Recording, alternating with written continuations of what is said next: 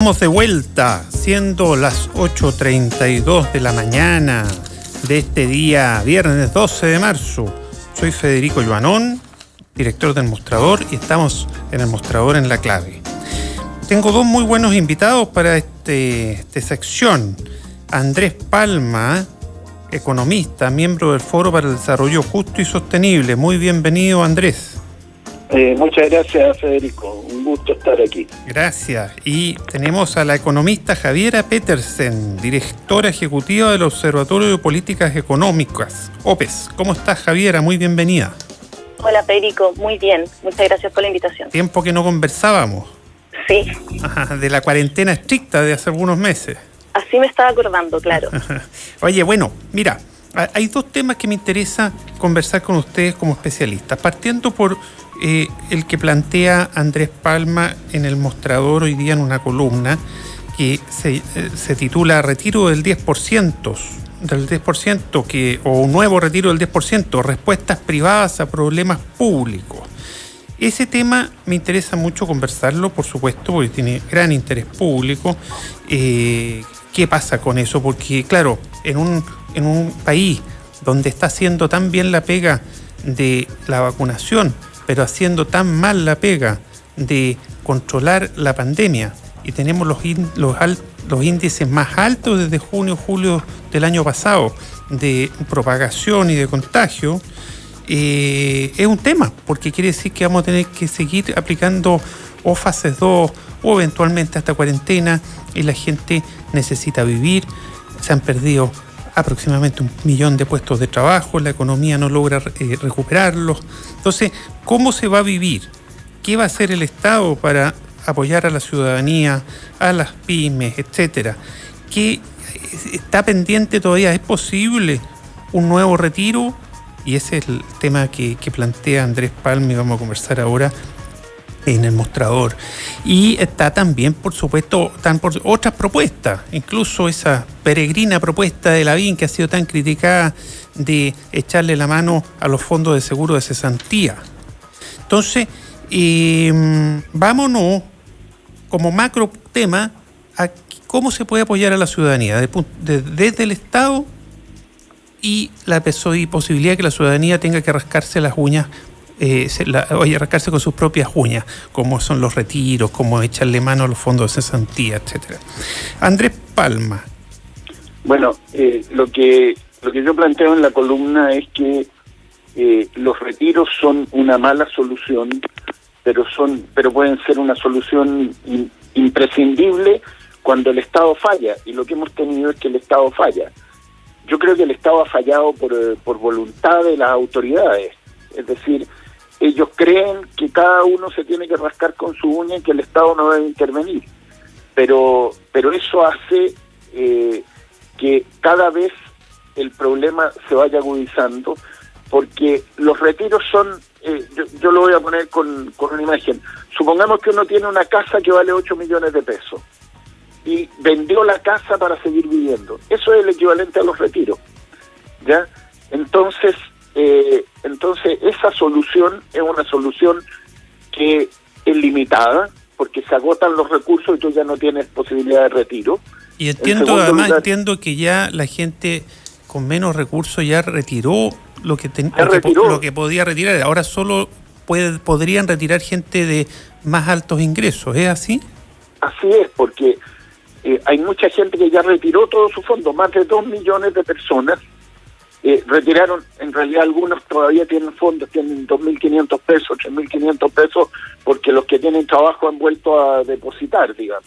Ya, pero eso no te marca ninguna diferencia. Pero no marca ninguna diferencia.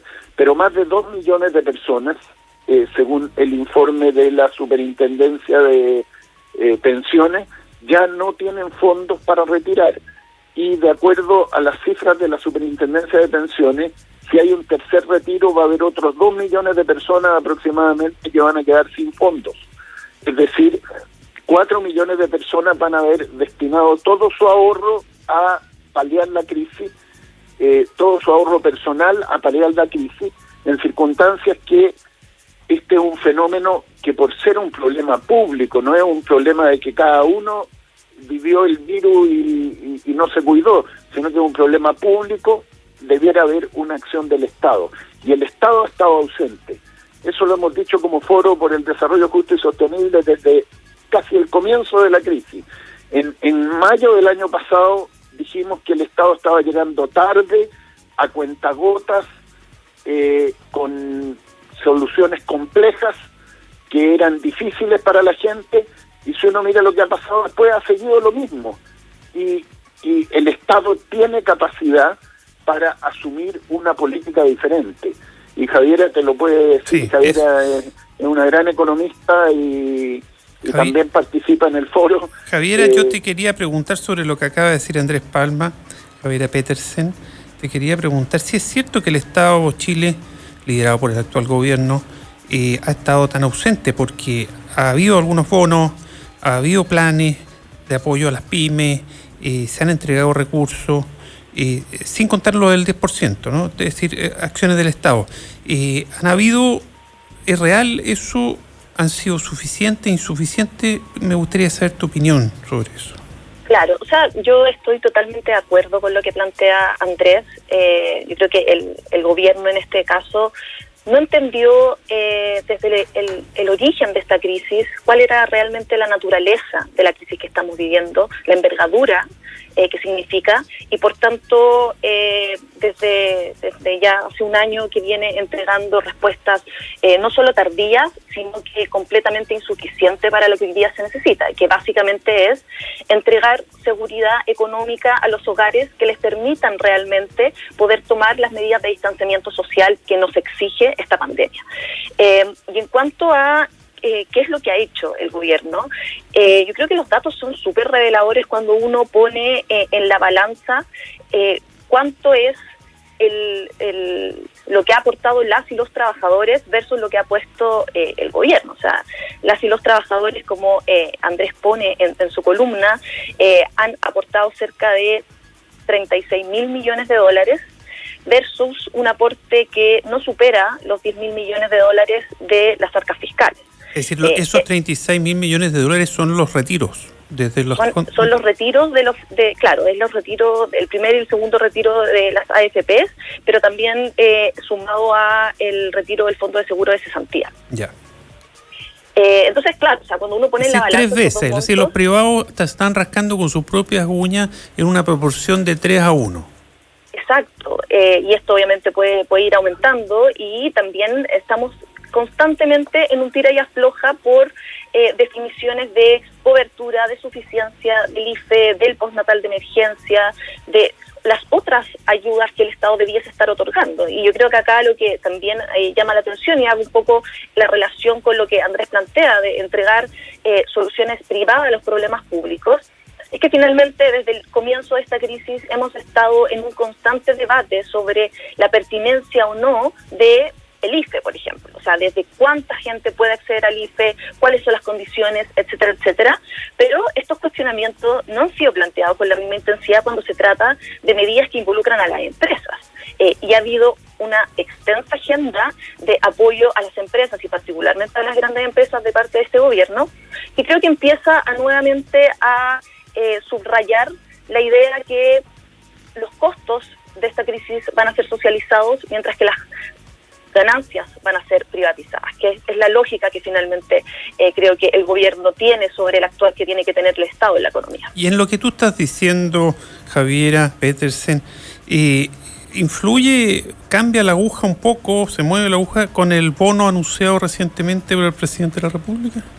O sea, sin duda, siempre todo esto va a ir sumando, pero creo que hoy día ya, o sea, creo que un poco fuera de toda norma que estemos hablando de bonos en una crisis que lo que nuevamente, como mencionaba, o sea, lo que requiere es que podamos entregar una seguridad a los hogares a través de, por ejemplo, una renta básica de emergencia que se pueda otorgar universalmente con un monto suficiente y por un periodo de al menos 6 meses, 8 meses, o lo que exige esta crisis. Y también, como Andrés también planteaba al final de sus palabras, es que hoy día Chile tiene una posición fiscal muy buena para poder estar pensando en otras formas de financiamiento. De hecho, el FMI, que recientemente aumentó las proyecciones de crecimiento de Chile, dentro de sus argumentos, lo que subraya es el bajo nivel de deuda pública, según los estándares internacionales.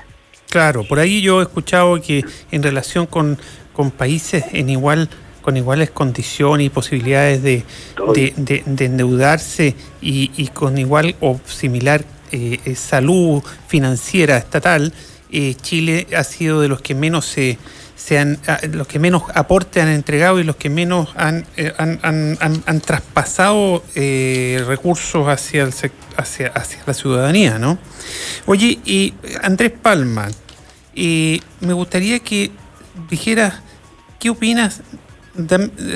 Pronúnciate sobre un tercer retiro. ¿Estás de acuerdo o no estás de acuerdo? Y pronúnciate sobre la propuesta de Lavín de un proyecto de retiro por única vez de hasta el 50% del fondo de seguro de cesantía. Bueno, la propuesta de Lavín es lo mismo que el tercer retiro. En el fondo es trabajadores recurran a sus propios recursos para resolver la crisis económica asociada a la crisis sanitaria. Es muy absurdo. O sea, además los fondos de cesantía son mucho más limitados que los ahorros de... lo que hay en los fondos de cesantía es mucho menor que lo que hay en los fondos de la AFP. Además quedan bastante pocos, parece, porque se utilizaron para uno de los primeros planes del gobierno, ¿no? De suspensiones de los contratos. Queda bastante. Y lo que ocurre, claro, Lavín lo que está pensando es seguir con esto de soluciones privadas a los problemas públicos, porque quienes tienen todavía recursos en el seguro de cesantía son personas que, o sea, muchas personas tienen en el seguro de cesantía que ya se les acabaron los fondos en el sistema de AFP.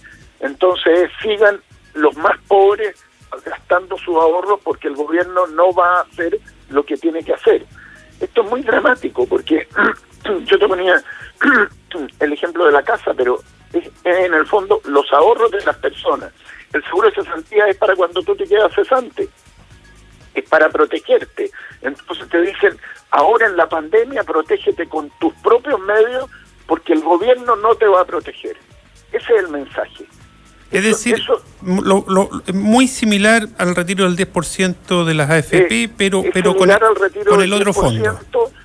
Claro, y yo creo que Lavín lo está pensando porque hay gente que ya no tiene el 10%, pero tiene todavía la posibilidad de acceder a los fondos del seguro de cesantía.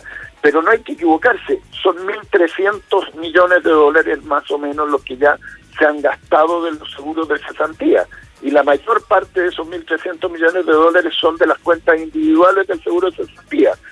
O sea, aproximadamente 800 millones de dólares son de las cuentas individuales y 500 son de la cuenta solidaria del seguro de cesantía. Entonces, es seguir en lo mismo, es seguir diciendo que cada persona resuelva su propio problema porque el Estado no va a ayudar a resolver el problema. Y a propósito de lo que decía Javier hace un momento, también en la ayuda a las empresas ha sido en la misma tónica. La ayuda a las empresas ha sido, nosotros como Estado vamos a garantizar créditos de la banca para las empresas que van a tener que pagar las empresas, pero el Estado no ha entregado verdaderamente un subsidio para que las empresas que han entrado en crisis funcionen. Y esto ha significado que la evolución de la economía es lo que se llama la evolución en K. Unos han ido hacia abajo y han ido perdiendo, pero otros simultáneamente durante la pandemia han ido ganando y han ido ganando mucho. Por ejemplo, las instituciones financieras, los supermercados, en fin, hay una serie de sectores de la economía que han ganado mucho y otros que han perdido, y esos que han perdido el Estado les ha dicho, endeúdense, sigan endeudándose.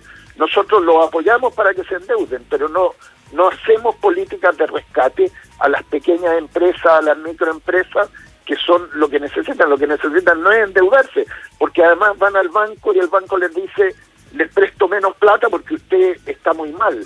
Entonces estamos en una crisis que se va a prolongar más tiempo del necesario por la inacción del gobierno. Javiera Petersen, ¿tú estás de acuerdo con lo que acaba de afirmar Andrés Palma?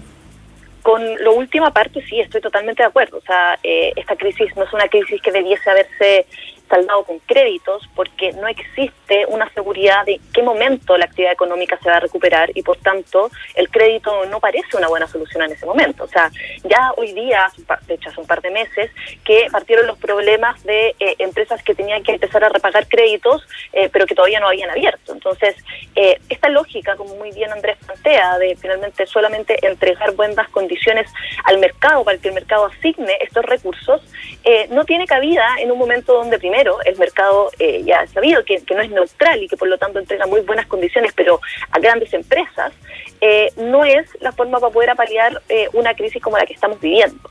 Y en respecto a así es que la solución del retiro del fondo del seguro de cesantía es mejor que la del tercer retiro. O sea, creo que no hay que estar hablando de ningún retiro nomás.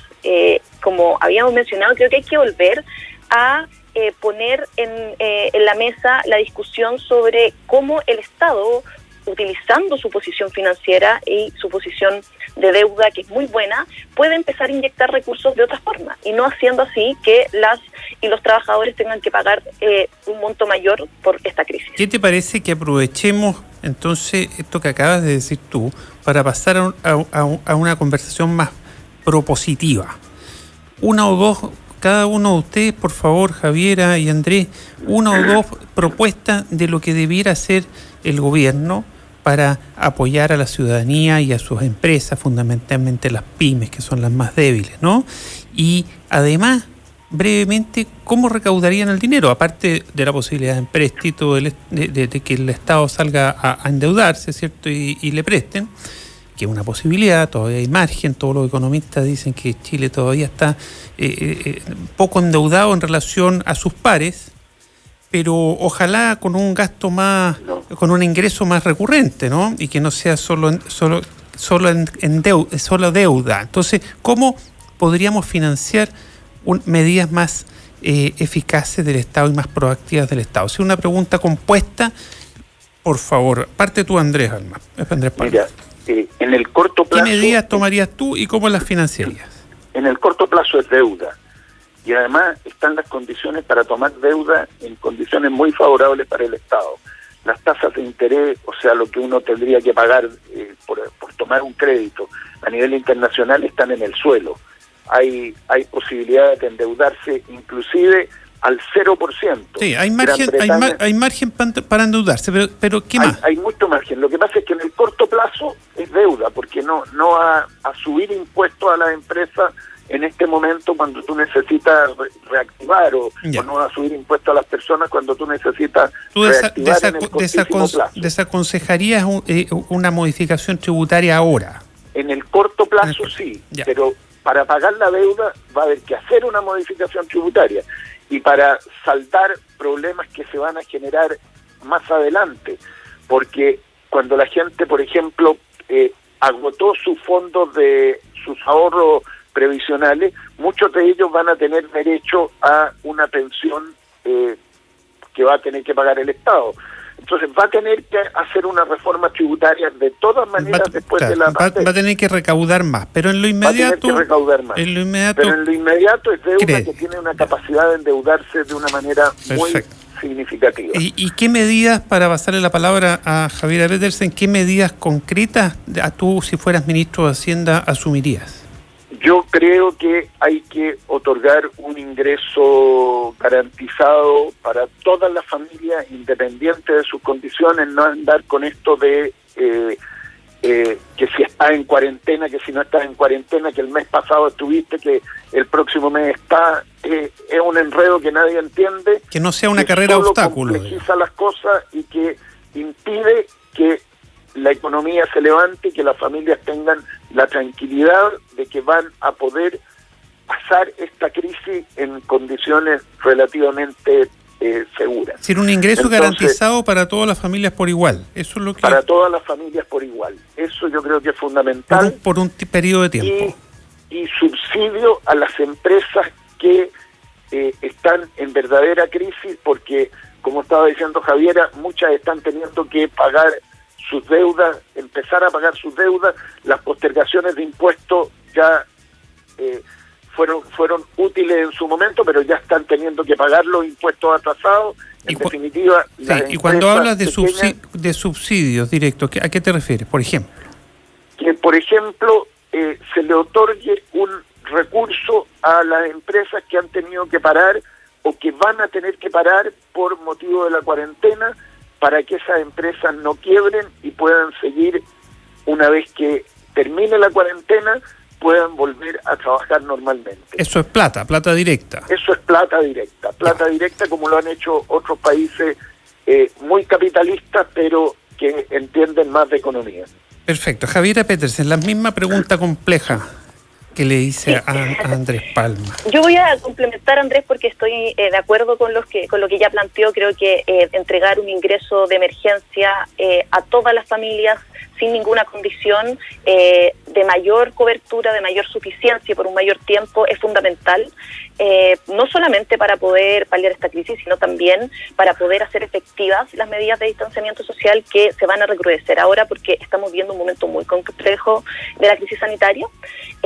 En cuanto a las empresas, creo que subsidios, un plan de subsidios es muy importante. Creo también que debiese ser algún plan para que el Estado se haga cargo de la cartera de pasivos de varias empresas. El endeudamiento privado es tremendo, entonces esto también ralentiza la reactivación, y eso yo creo que hay que hacerlo también pensando en condicionar ciertas cosas. O sea, creo que una de las grandes fallas que ha mostrado también el gobierno es no tomar una actitud estratégica a la hora de entregar financiamiento a las empresas, y por tanto creo que es un buen momento para poder tratar de cambiar de cierta forma el modo de crecimiento del país a través de los planes de recuperación. Y por eso una buena gestión de la cartera de pasivos, más subsidios y más inversión pública que pueda ir a fomentar sectores que como país queremos promocionar en el futuro, creo que conduce un buen plan económico para lo que viene en este año. ¿Y tú estás de acuerdo que los recursos vengan de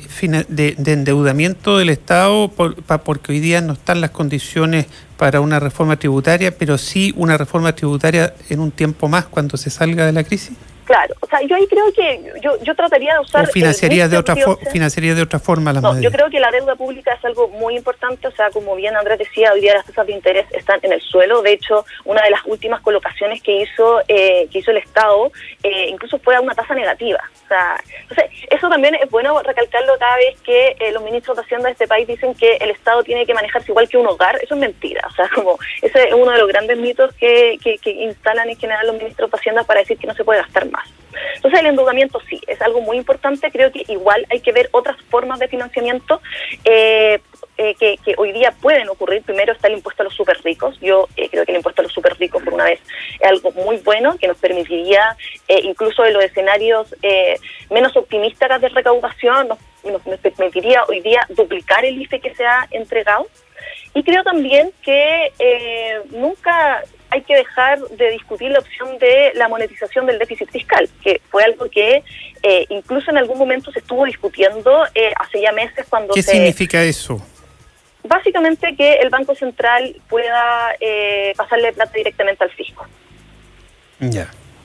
Eso, de hecho, en el momento en que se estuvo discutiendo la reforma constitucional del Banco Central para que pudiera comprar bonos del gobierno en el mercado secundario, el presidente del Banco Central, Mario Mercedes, dijo que en ese momento el fisco no tenía necesidad de recurrir al financiamiento monetario debido a que el gobierno tenía acceso a crédito de bajo costo. Entonces, en ese momento estaba en discusión una mucha mayor amplia gama de opciones de financiamiento de las que se están discutiendo hoy día. Entonces, creo que esto tiene que estar sobre la mesa, algo que se ha ido discutiendo en los países de Europa hace ya tiempo, desde la crisis del euro, de hecho. Claro, que pisa callo desde el punto de vista ideológico con algunos sectores, ¿no? No, por supuesto, acá nos estamos metiendo finalmente en la caja de herramientas de lo que ha sido cómo se hace política monetaria en Chile desde los últimos 30 años. Pero creo que, bueno, o sea, los tiempos de crisis también nos obligan a empezar a tomar medidas más ingeniosas de las que se han ido tomando sobre todo cuando esta medida no ha funcionado. Sí. Y creo que el debate constitucional quizás también podría abrir la puerta para que en general tengamos un debate un poco con más verdades sobre cuál es el rol que tiene que jugar el Banco Central en la economía. Bueno, en el debate constitucional sin duda que va a ser un tema, ¿no? Que es el modelo de desarrollo, en definitiva. Oye, y para terminar, nos queda un minuto. ¿Qué pasa con el precio del cobre que sube? Está tan alto, dicen que incluso puede seguir subiendo, eso es mayor recaudación fiscal. ¿Cómo optimizarían ustedes esta bonanza en el cobre para las arcas fiscales? Bueno, la bonanza del cobre permite un menor endeudamiento. Estos son mayores ingresos para el fisco, pero el tema central es definir una política sobre cómo abordar la reactivación y la crisis, y eso va a requerir endeudamiento. El precio del cobre, si uno espera que el precio del cobre vuelva a resolver los problemas del país, va a vivir cíclicamente nuevamente, y eso no es bueno para el país. Entonces, la política que se ha aplicado de ahorrar cuando el precio del cobre sube es razonable, pero en este momento lo que hay que hacer es gastar por parte del Estado. Entonces, si tiene mayores ingresos, quiere decir que se puede endeudar menos, pero igualmente no es suficiente lo que va a entrar por el alza del precio del cobre respecto de lo que necesitamos que el Estado gaste. Perfecto. Javiera, ¿una palabra antes de terminar el bloque? Sí. Yo solamente decir que frente a lo que está ocurriendo hoy día con un posible nuevo superciclo, lo que hay que hacer es aumentar el royalty y utilizar esos recursos para poder transformar nuestra matriz productiva y de esa forma no estar dependiendo del precio de un metal para el futuro de Chile. Qué rápido que se nos pasó la conversación. Muchas gracias, Javiera Petersen. Muchas gracias, Andrés Palma. Nos vamos a una muy breve pausa. Volvemos en unos segundos. Gracias por la Quiero invitación. invitarte a un lugar cooperativo, donde tu tiempo, tu esfuerzo y las lucas que inviertes se devuelven. Copeut es una cooperativa de ahorro y crédito con más de 900.000 socias y socios, donde te dan acceso a eso que quieres. Conoce nuestra oferta de productos y servicios en copeut.cl. Copeut, el lugar donde todos ganamos.